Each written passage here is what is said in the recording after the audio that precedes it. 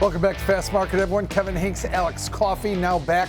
It's time for our cash tag segment. Let's bring in live from somewhere in beautiful Florida, the co-founder of Likefolio.com, Mr. Landon Swan. He's going to talk about another one of our feature names today, and that is Amazon. Landon, what does your data show about a stock that's had a pretty good run, seems to be firing on almost all cylinders, yet people don't seem ready to really take it to new highs? What are you seeing, Landon?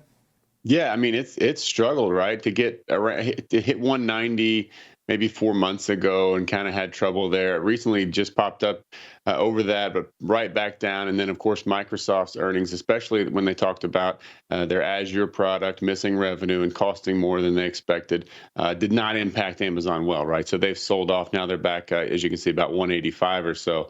But we've actually got some fairly positive data.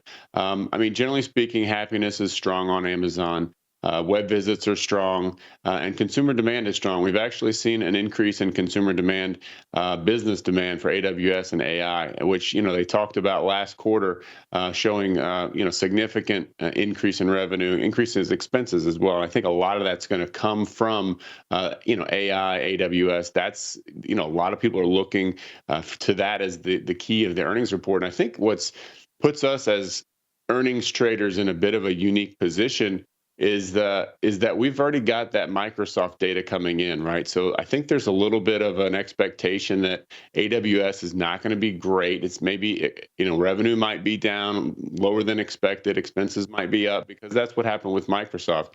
But the data that we've got is actually pretty positive. And of course, as a web giant, you can always talk about the consumer and, how much people are interested in Amazon products, how much they're spending. We do have consumer demand up, obviously, on a year-over-year basis. Happiness is high. But I think really the key is going to come down to, AWS and AI. Going back to the consumer here, you can see what Prime days have looked like over the last, 8 or 9 years here, with expectations. This 2023, the last one, which we're talking about 9 months ago, was just barely up over the previous year. Expectations are that this year is going to pump up even higher. A lot of this, of course, you have to account for inflation. Everything is it's easier to make more money now because money's worth less. But that. I think they're doing very well with the consumer, but we also see a lot of strong data coming out, like I said, of AWS and AI, both for their AI. They've got the Bedrock generative AI product, and then they've got Q, which is the software development assistant. And that, I'm telling you, that's going to be a game changer if they get that going. That is kind of like the holy grail, I think, for a lot of the AI products, is if you can get something that actually writes code and does it really well. It's going to change the entire world. Sure. There's going to be a lot of software developers put out of a job, and there's going to be incredible advancements in technology. Incredible. It's not there yet. To my surprise, this is what's really crazy about AI is, to my surprise, I thought that AI was going to crush numbers and formulas and be terrible at creative things, but it's just the opposite, right? It's great at writing and creating digital art and videos, and it's not so good with numbers, which is completely backwards. Shows you what I know about AI. But once they get that math side down, it's going to be really, really impressive, and I think it's a bit of a race to see who can get there first. Yeah, Landon, what you're kind of describing there at the end to me is it's like these big, I guess they call them hyperscalers now. Let's call them the biggest companies in the world, the mega caps. They almost have like a call option that they have on this technology. One or several of them are going to figure this out, and who knows, the sky's the limit literally for what this stuff can ultimately bring. But when you're assessing a company like this, I know I, for one, long for the day that maybe AWS and the consumer arm of Amazon are just two different companies, so I think it'd be a lot easier.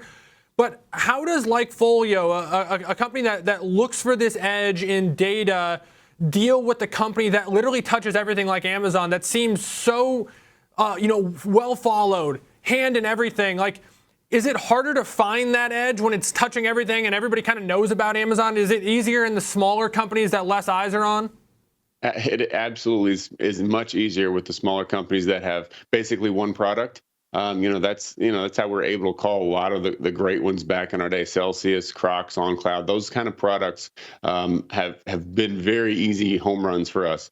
Amazon is definitely more difficult. I mean, they're enormous. Even if you just focus on the consumer side, we can track how well people are talking about demand, web visits, happiness, all that. We know that there's a slowdown in consumer spending. We know that competition is ramping up from Temu and TikTok Shop and others, and it's hurting Amazon to a degree. But then you also got to say, well, what about their data business? What about AWS AI and all these other things? It's absolutely more difficult. But I can tell you the data is looking pretty strong on Amazon. We've had good calls on them in the past, but yeah, if you had to, gun to my head, say, Landon, you got to make a call on either one of the biggest companies in the world or the 1,000th biggest company, and they have one product, the Folio Data is going to crush it on the small company for sure over the big one. But that being said, we do like where Amazon's setting up here, especially with the pullback. I think expectations are a little bit lower, and a lot of the bad news on the important side, AWS from Microsoft,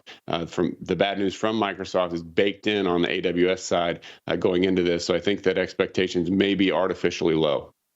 Landon, normally when you're talking about Amazon and earnings, it's one of those, it's either a quarter where they're spending money and the stock underperforms, or it's a company, or it's a quarter where they're not spending money and their earnings explode, right? And they've always had that going. Now they have a different story. You mentioned the Q code bot that they have and the Rufus AI shopping assistant. They've got a new story to tell here, and not to mention more live TV going on to their Amazon Prime. They've got a bunch of new stories to tell away from just e-commerce and things like that. There's a lot in this company continues to touch new areas. Your thoughts on that? Yeah, I tell you what, as a long-term investor in Amazon, I would be more bearish if they came out and said that expenses were down. I don't want expenses to be down. I want expenses to be up. I want investment in technology to be up, because that is the next exponential move at Amazon, sure. Right? I mean, they're going to continue to chug along and sell more to consumers on that side, right? I mean, revenue is going to continue to go up. They're the biggest. They're the best. That's just going to crank along, but it's not going to 10x Amazon, and that's a big ask. But if you're looking for something that can 5-10x a company, Amazon's already sort of maxed out the consumer. Now they've got to get it on technology, and I want to see very much increased spending. I want to see those expenses go up, especially on the AI side, so that I know as an investor, maybe they can win this race, because I think the prize, the golden ring at the end of that is much bigger than being the number one in consumer spending and shopping online. Landon, you mentioned earlier the slowdown you're seeing in demand. Is it worrisome yet? I mean, the market seems worried about that today with some of the macro figures we've gotten. Have you guys been flashing warning signs yet, or is it too early to tell?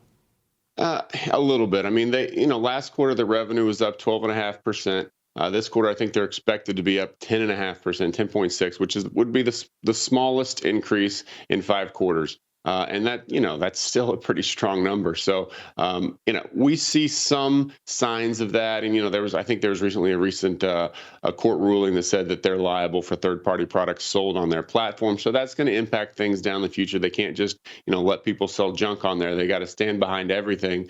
And like I said, there's a lot of competition coming in. I mean, this is, free market capitalism. You can't be the biggest forever. Somebody's going to chip away at you, and they're going to try to beat you. So we do see that, and we know that the consumer spending is getting tightened. I mean, everyone is struggling a little bit, and so they're spending less on frivolous things. But still, the first thing that comes to mind when you're purchasing is, well, let's check it on Amazon. Maybe it's the same price. I can get it this afternoon or tomorrow. The delivery's unbelievable. So there is a little bit of a concern there, but overall, we're seeing continued strength from Amazon on the consumer side. It's not as strong as maybe it was a quarter or two ago, but I think a lot of that, again, is baked into the price. So you have to think like a trader, where is this versus what expectations are? And, the sell-off from above 200 down to 185 tells me that there's concern about AWS. There's concern about the consumer slowing down. And the data that we have says, yeah, but it's not that bad, and this company is continuing to do well. So for us, it's a buy. We're willing to take a bet on the bullish side here. Again, in large part due to the expectation decrease. Yeah, you're starting to see quotes creep into some of the conference calls. Hershey this morning, consumers cutting back on discretionary spending, food inflation coming down, things like that. So it's going to be interesting, Landon, because it looks like the U.S. consumer is starting to waver just slightly. Landon Swan, thanks for coming on, as always, spending some time with us. Coming from the Like Folio offices. Have a great day, Landon. Thanks.